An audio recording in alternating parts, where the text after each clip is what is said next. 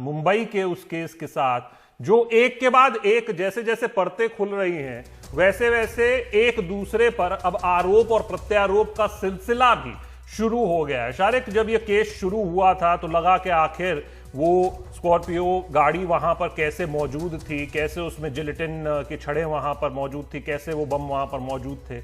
उसके बाद जैसे जैसे केस बढ़ने लगा, आरोप प्रत्यारोप होने लगे। विपक्ष ने आरोप लगाया पहले कि जो इंस्पेक्टर हैं क्राइम ब्रांच के वो खुद इसमें इन्वॉल्व है। अब जब एनआईए के हाथ में केस गया है तो अधिकारियों के भी लिप्त होने की बात सामने आ रही है। और अब तो एक अधिकारी जिनका तबादला कर दिया गया, परमबीर सिंह, वो सीधा गृह मंत्री तक आरोप लगा रहे हैं। उन्होंने आरोप लगाया, यानी परमबीर सिंह की बात कर रहे हैं, कि गृह मंत्री अनिल देशमुख ने 100 करोड़ रुपए हर महीने की वसूली का टारगेट दिया था सचिन वजे को।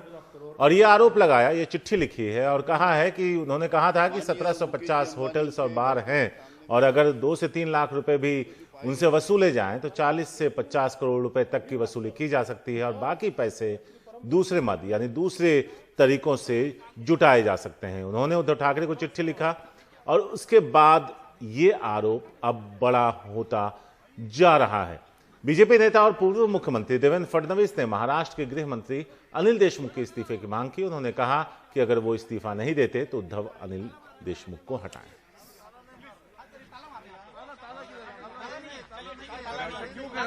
जो जिलेटिन की स्टिक्स मिली है उससे भी ज्यादा विस्फोटक इस प्रकार के ये सारे के सारे आरोप दिखाई पड़ते हैं। विशेष रूप से इन आरोपों की गंभीरता इसलिए भी बढ़ती है कि ये आरोप एक सर्विंग डीजी ने लगाए हुए हैं और इन आरोपों के साथ उसकी पुष्टि करने के लिए उन्होंने व्हाट्सएप चैट या एसएमएस चैट, जो भी कुछ वो समझ में नहीं आ रहा उस लेटर में से कौन सी चैट है, लेकिन जो चैट उन्होंने लगाई हुई है इसमें बिल्कुल स्पष्टता के साथ वो जिनके साथ बातचीत हो रही है वो कह रहे हैं कि इतने रेस्टोरेंट से इतने पैसे, इतने बार से इतने पैसे, इतना पैसा जमा करने को बोला है। तो ये एक बहुत ही सबल इस प्रकार का एक, मैं ऐसा मानता हूं कि उनके खिलाफ एविडेंस है। ऐसे समय हमारी मांग है कि गृह मंत्री जी ने तुरंत इस्तीफा देना चाहिए। वो नहीं देते तो उनको मुख्यमंत्री जी ने हटाना चाहिए और इसकी निष्पक्ष जांच होनी चाहिए। इसमें महत्व की बात यह है कि उन्होंने मुख्यमंत्री जी को यह भी कहा है कि ये सारी बात मैंने आपको बताई थी, तो फिर मुख्यमंत्री जी ने उसके ऊपर कार्रवाई क्यों नहीं की? क्या केवल अपनी सरकार बचाने के लिए मुख्यमंत्री जी ने उसको नजरअंदाज किया? ये भी प्रश्न अब उपस्थित होता है। तो महाराष्ट्र के गृह मंत्री अनिल देशमुख ने खुद पर लगे आरोपों पर सफाई दी। कहा, परमबीर सिंह ने जो आरोप लगाए वो सरासर गलत और निराधार है। खुद को बचाने और महाविकास अघाड़ी को बदनाम करने के लिए वो आरोप लगा रहे हैं। परमबीर सिंह के खिलाफ मानहानि का मुकदमा दायर करूंगा, ऐसा अनिल देशमुख, गृह मंत्री महाराष्ट्र, उन्होंने कहा है। परमबीर सिंह ने खुद को बचाने के लिए ये आरोप लगाए हैं। इसी की संजय पाटिल और एपीआई सचिन वजे दोनों परमबीर सिंह के करीबी हैं। 16 साल से निलंबित रहे सचिन वजे को पुलिस सेवा में परमबीर सिंह ने ही फिर से बहाल किया था। उन्होंने लिखा, मैंने मुख्यमंत्री उद्धव ठाकरे से इन आरोपों की निष्पक्ष जांच कराने की भी मांग की। वहीं मीडिया में मुखर रहने वाले संजय राउत इन सवालों से बचते दिखे। परमजीत सिंगचं जे पत्र आलेलं आहे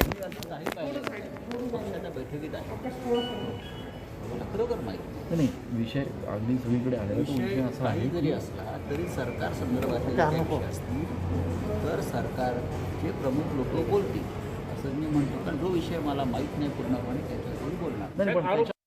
तो अब ये पूरा मामला सिर्फ क्राइम से जुड़ा हुआ नहीं रहा है, इसके कई राजनीतिक पहलू भी सामने आ गए हैं। विपक्ष ने हमले तेज कर दिए हैं, खासकर उद्धव सरकार की कार्यशैली पर, और इस पर कई सवाल उठ रहे हैं। इनका सीधा असर अब सीधे सरकार पर भी पड़ सकता है।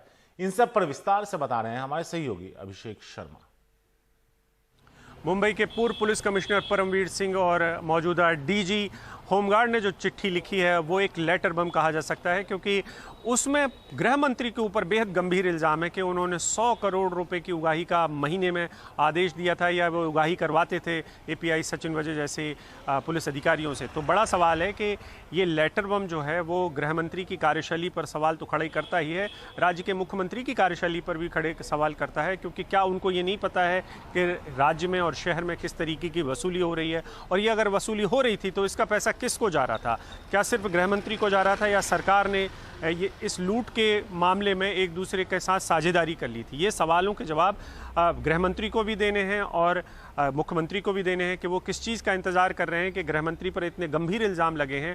तब जब उन्होंने सचिन वजे को विधानसभा के अंदर बचाने की कोशिश की थी, ये कहते हुए कि मनसुख हिरेन ने आत्महत्या की है, तो ये ब्रीफिंग उनको किसने दी थी और किसकी ब्रीफिंग पे उन्हें भरोसा था? विधानसभा के अंदर वो कौन से पुलिस ऑफिसर थे जो ब्रीफिंग देने के लिए गए थे, मुख्यमंत्री को भी और गृह मंत्री को भी? उनकी बात पर ऐसा भरोसा क्यों किया गया?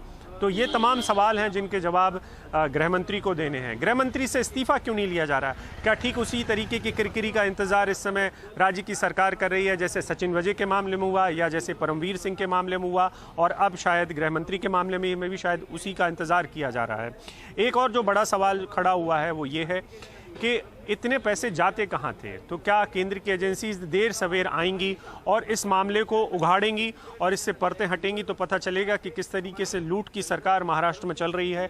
और ये जो गृह मंत्री के पास जो पैसे थे कि क्या सिर्फ 100 करोड़ रुपए महीने उनके अपने लिए थे या ये पैसे किसी और के लिए भी जा रहे थे, या इस सरकार में किसी और भी खर्चे थे, या बांटना का मामला था? ये जो महकमा है वो इस पैसे को बांटता भी था क्या? ये जो बड़े सवाल हैं इनके जवाब मिलने बाकी हैं अभी। गृह मंत्री ने हालांकि ये कहते हुए अपनी बात कह दी है कि पूर्व पुलिस कमिश्नर ने दरअसल झूठे आरोप लगाए हैं, उनको पहले से पता था कि उनको हटाया जाने वाला है, इसलिए उन्होंने जानबूझकर एक चैटिंग की। उस चैटिंग में उन्होंने इस तरीके की बात निकलवाने की कोशिश की कि हाँ पैसे मिल रहे हैं या दिए जा रहे हैं, एक तरीके से उन्होंने इसको इस्टेब्लिश करने की कोशिश की है।